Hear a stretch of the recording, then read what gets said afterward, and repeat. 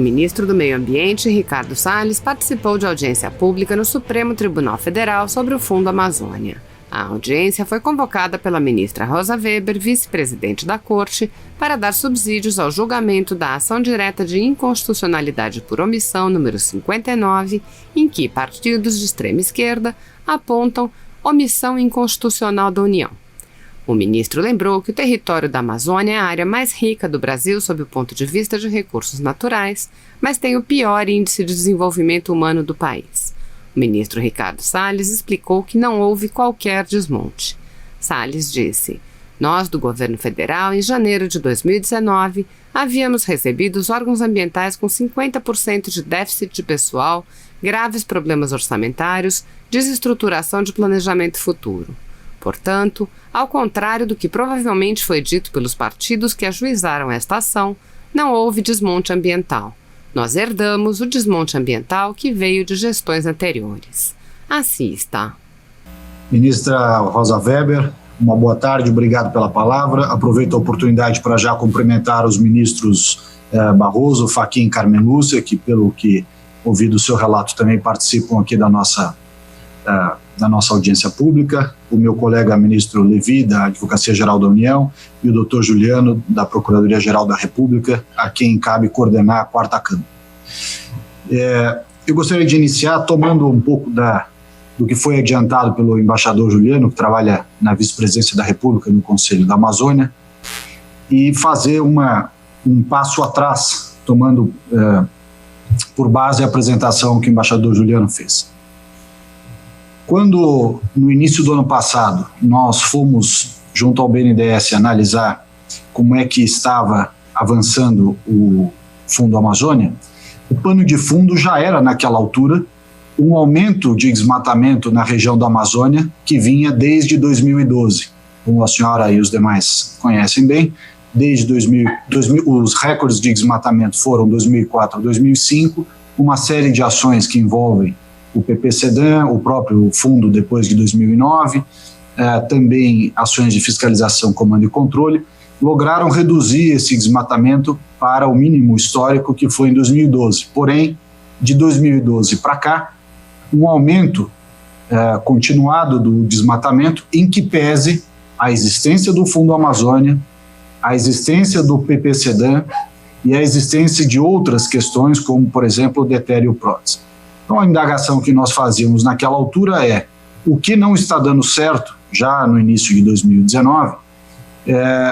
para justificar o que tem proporcionado o aumento do desmatamento, em que pese todos esses instrumentos. E ao verificar isso, inexoravelmente chegamos à conclusão que temos, como ressaltou bem o general Leal, um território que é do tamanho de 15 ou 16 países da Europa,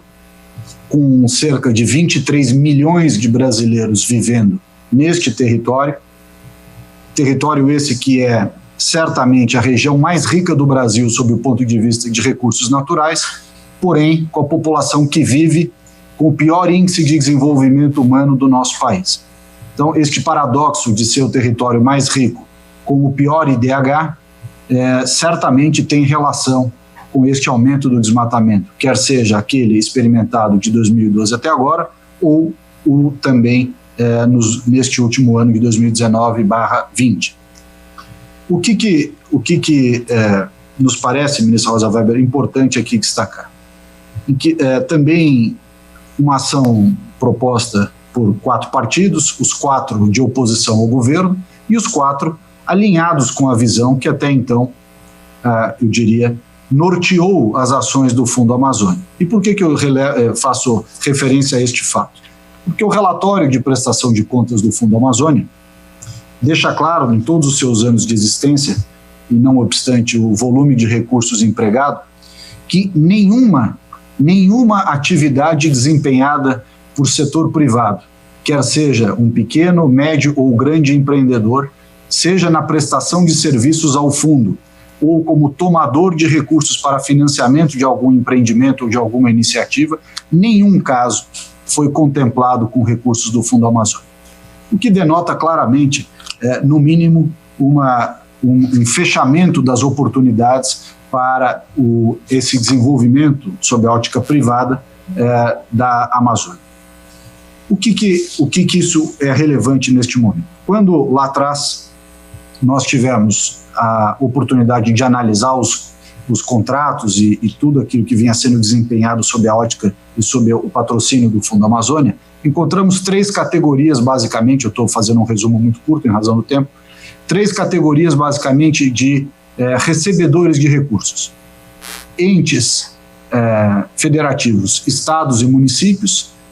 incluindo aí um esforço para a realização do cadastro ambiental rural, então remunerou-se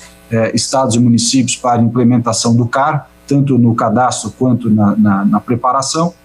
com um resultado bastante modesto, vis-à-vis principalmente ao volume de recursos que para isso foi empregado, um volume também não desprezível de recursos para entidades do terceiro setor, algumas, conforme pudemos ver em caráter aleatório nas análises que fizemos dos relatórios lá junto ao BNDES, algumas com alguns bons resultados e muitas com praticamente nenhum resultado. E mais, com prestações de contas de extrema fragilidade, com baixíssimo accountability do recurso empregado,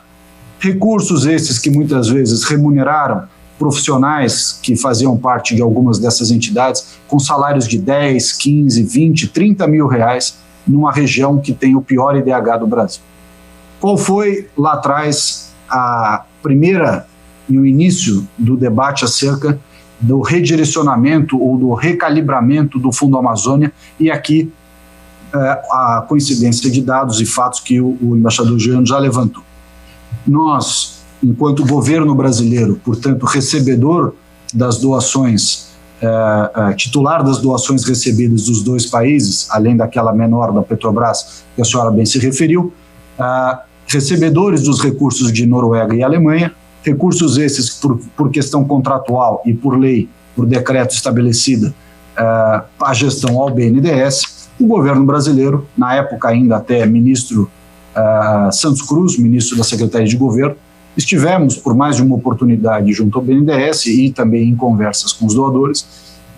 resumidamente dizendo, o governo brasileiro gostaria de alterar alguns parâmetros de destinação desses recursos, de tal sorte que nós pudéssemos contemplar o pequeno empreendedor, médios empreendedores, aqueles que pudessem gerar o dinamismo econômico, o emprego e a renda e a prosperidade ligados à questão da biodiversidade da floresta, biodiversidade da Amazônia. Justamente para, como na outra oportunidade de audiência que tivemos, bem ressaltou o ministro Barroso, que é o pressuposto com o qual nós concordamos, que deve a floresta em pé valer mais do que a floresta devastada. Mas é condição para que esta afirmação seja verdadeira, que o recurso da floresta em pé, ou o benefício da floresta em pé, chegue efetivamente ao bolso desses 23 milhões de brasileiros que vivem na Amazônia e que foram deixados para trás, e se assim não fosse, não seria a região com o pior IDH do país. Muito bem. Qual foi a constatação que se fez lá atrás? Com análise dos resultados de PPCDAN, deste aumento de desmatamento de 2012 em diante, e vários outros dados que certamente a senhora terá colacionado nos autos desta ação, foi de que nós precisaríamos atuar em 5 pilares simultaneamente, e o Fundo Amazônia cumpriria importante papel, uma vez reformulado, nestes 5 pilares. E reformulado para quê? E apenas e tão somente os seguintes pontos. Deixar de dividir o COFA, o Comitê Orientador, em 3 grupos, como era antes, e unir, portanto, o número de cadeiras em condição de igualdade e não mais tendo obrigatoriedade de votação unânime, uma vez que, até pelo perfil da descrição dos fatos vindo dos autores desta ação, evidentemente num comitê plural, em que certamente estariam ali presentes opositores do governo, não faria sentido que as decisões fossem tomadas, como era outrora, em caráter unânime apenas, porque provavelmente essa unanimidade jamais seria alcançada vis-à-vis do que nós estamos vendo da autoria desta ação proposta. Para além disso, foi também sugerido que as reuniões do Conselho do COFA, do Comitê Orientador, deixassem de ser simplesmente semestrais e, portanto, quase que mera chanceladora superficial daquilo que se fazia no âmbito do BNDES e pudesse o comitê orientador, em caráter mensal ou até mesmo, eventualmente, bimestral, ter maior relevância e participação nos projetos escolhidos, no encaminhamento, do norteamento dos recursos, portanto, doados ao Brasil e também, evidentemente, sob responsabilidade do governo e do BNDES. E, por fim, a terceira visão que se quis foi a criação, eventualmente, de um comitê executivo que acompanhasse a execução desses projetos para que nós não fôssemos surpreendidos com esses relatórios ao final da execução desses projetos, relatórios esses incompletos ou com várias fragilidades em termos de prestação de contas ou resultados efetivos alcançados. Bom, como disse já o doutor Juliano, o embaixador Juliano, em abril de 2019, adveio o decreto que determinou a revisão dos conselhos, e foi nesta oportunidade que o governo federal propôs essas questões formais acerca da reedição do decreto de criação do COFA e do CTFA, que é o Comitê Técnico, aos doadores. E estabeleceu-se aí um impasse. Os doadores, Noruega e Alemanha, entenderam que precisariam ter mais tempo para analisar essas mudanças. Seguiu-se aí uma troca muito grande de minutas, conceitos, conferências telefônicas, reuniões no Brasil, de tal sorte que, finalmente, em janeiro, o embaixador Juliano citou, se eu não me engano, março, mas foi em janeiro de 2020, que finalmente ficou pronta a minuta feita pelo BNDES, por um lado, mas com a ajuda do Ministério do Meio Ambiente, com a ajuda, inclusive, de diplomatas estrangeiros desses dois países, sobretudo a Alemanha, nesse caso, uma minuta para o documento de projeto e eventual novo decreto, que contemplaria condições negociadas que traziam estas preocupações do governo federal, por outro lado, mantinham algumas ponderações também sob a ótica dos doadores. Infelizmente, essas condições de acordo não foram encontradas, os doadores não concordaram em haver este decreto e esse contrato de projeto, documento de projeto, perdão, em novo formato, a ponto da Noruega ter encaminhado formalmente uma carta ao governo brasileiro, determinando que não mais houvesse desembolsos no âmbito do Fundo Amazônia, uma vez que ela não concordava com aquelas sugestões de alteração do decreto, e na ausência de um decreto, porque havia sido revogado, conforme já dito, em abril de 2019, não havia arcabouço legal para a continuidade dos trabalhos do Comitê Orientador do COFA, do CTFA, remanescendo apenas e tão somente aqueles contratos que já estavam em andamento, não havendo novos projetos a serem celebrados. O que nos parece importante diante desta ótima oportunidade que a senhora nos oferece nesta audiência pública, que é ressaltar os 5 pilares que dizem respeito ao que nós consolidamos no Ministério do Meio Ambiente em sucessão ao que foi o PP Sedan e o PP Cerrado. O Ministério do Meio Ambiente conseguiu que o senhor Presidente da República firmasse decretos recriando o CONAVEG e o CONARRED, CONAVEG este que foi responsável pela aprovação do plano que sucedeu o PP Sedan, que é um plano agora de combate ao desmatamento ilegal para todo o território nacional. Então ele tem sim Amazônia, tem Cerrado, mas ele é de princípios e visões que tem repercussão, tem abrangência nacional, porquanto seja um plano de combate ao desmatamento ilegal lato sensu. Também no CONARRED ficou, cumpre informar também de relevante aqui, que ampliou-se em dezembro de 2019 a possibilidade de negociações de créditos de carbono, sobretudo aqueles de origem de floresta nativa. Até então, os créditos que se negociavam em caráter voluntário eram eminentemente de floresta plantada, ou seja, pinos e eucaliptos, e esses não aproveitam em favor da floresta amazônica. Então, o que nós fizemos no âmbito do CONARRED foi, primeiro, permitir que se ampliasse a origem dos créditos de carbono para abarcar a vegetação nativa, sobretudo aquela da Amazônia, mas não só, se refere também a outros biomas, e permitir também o mercado voluntário de créditos de carbono, de tal sorte que empresas privadas, nacionais e estrangeiras, pudessem, neste âmbito do mercado voluntário, transacionar créditos de carbono e fazer avançar os seus projetos de redução de emissões. E também, e aí a senhora talvez se recorde, que os governos estaduais, os subnationals, né, os governos estaduais, até então, dezembro de 19, não tinham autonomia para negociar também essas operações em caráter internacional. E foi o decreto do presidente Bolsonaro que autorizou essa possibilidade, razão pela qual diversos governadores foram a Madrid, por ocasião da COP25, tentar obter recursos dessa natureza para os seus estados. Muito bem. Este sucessor do PPCDAN, que nós aprovamos o CONAVEG como o Plano Nacional de Combate ao Desmatamento Ilegal, ele tem 5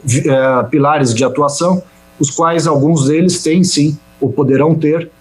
sinergia e apoio do Fundo Amazônia. O primeiro, mais ligado às atuações do Ministério da Agricultura, que diz respeito à necessária, premente e já atrasada regularização fundiária da Amazônia, e que nós entendemos que não aproveita a solução do caso esta posição que esses mesmos partidos autores desta ação fizeram de rotular as ações de regularização fundiária como MP ou projeto de lei da grilagem, porque isto de fato não ajuda a resolver o problema. Em segundo lugar, o pagamento pelos serviços ambientais, que nada mais é do que remunerar aqueles que mantêm desejadamente as reservas legais, áreas de proteção permanente e que atuam com boas práticas ambientais. O governo converteu recursos recebidos do GCF da ordem de 500 milhões de reais justamente para incentivo econômico, né, e não apenas uma operação de fiscalização, comando e controle, mas incentivo econômico para aqueles que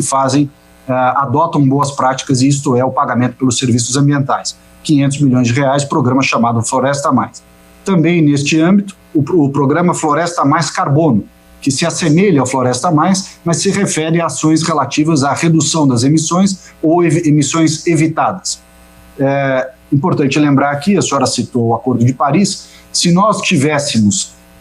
conseguido negociar em dezembro de 2019, quando fomos a Madrid na COP25, a regulamentação dos artigos 6.2 e 6.4 do Acordo de Paris, teríamos criado o mercado para a exportação ou para a venda dos créditos de carbono de origem de floresta nativa, sobretudo a Amazônia. Infelizmente, predominou lá na COP uma visão protecionista que acabou impedindo que o Brasil tivesse acesso a esse mercado de créditos de carbono. E, não por outra razão, estamos desde 2005,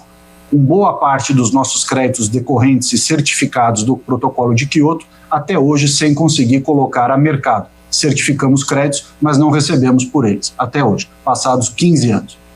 Um terceiro ponto que é importante é o zoneamento econômico-ecológico. E aí o Fundo Amazônia já começa a ter uma relevância maior, até porque é a aspiração dos governadores dos estados, creio eu, em caráter unânime, que nós pudéssemos dar, através do Fundo Amazônia, apoio à realização do zoneamento econômico-ecológico em cada região e estado, zoneamento esse que é uma espécie de plano diretor para ordenamento territorial daquela região, identificando potencialidades, identificando locais onde haja recursos minerais, florestais, enfim, recursos da biodiversidade, que possam efetivamente converter-se em renda e serem explorados de maneira correta, segundo o licenciamento ambiental, aliás, como fazem vários países pelo mundo, como a própria Noruega, que explora petróleo no Mar do Norte, os Estados Unidos, que tem petróleo no Alasca, e vários outros países que sabem utilizar os seus recursos naturais, mesmo que em ambientes sensíveis, e fazendo-o de maneira ambientalmente correta. Portanto, entendo que o Brasil também será capaz de fazê-lo e ter regras que sejam factíveis. Em quarto lugar, a agenda da bioeconomia, extremamente importante. E para ter bioeconomia, e a bioeconomia se refere muito ao que eu disse no início da apresentação, é preciso ter setor privado na Amazônia. É preciso aprovar e apoiar pequenos empreendedores, médios empreendedores e até grandes empreendimentos, tais como cosméticos, farmacêuticos, empresas que trabalhem com os recursos da bioeconomia, da biodiversidade, da floresta, de tal sorte a gerar os empregos necessários para que esses 23 milhões de brasileiros que vivem com o pior IDH do Brasil tenham uma oportunidade melhor naquela região e não sejam, consequentemente, tão facilmente cooptados por atividades ilegais, quer sejam de garimpo ilegal, roubo de madeira, grilagem de terra, dentre outros. Por fim, o quinto pilar, e com isso encerro, é dizer que A fiscalização, comando e controle principalmente feita pelos estados nas terras estaduais e pelo IBAMA e o ICMBio nas terras federais, quais sejam terras indígenas, unidades de conservação e áreas de fronteira e assentamentos do INCRA, tiveram que ser e foram bem complementados, como disse o general Leal, pelas ações da Operação de Garantia da Lei e da Ordem, da GLO. Nós, governo federal, já em janeiro de 2019, havíamos recebido os órgãos ambientais com 50% de déficit de pessoal, graves problemas orçamentários e uma desestruturação em termos de planejamento futuro.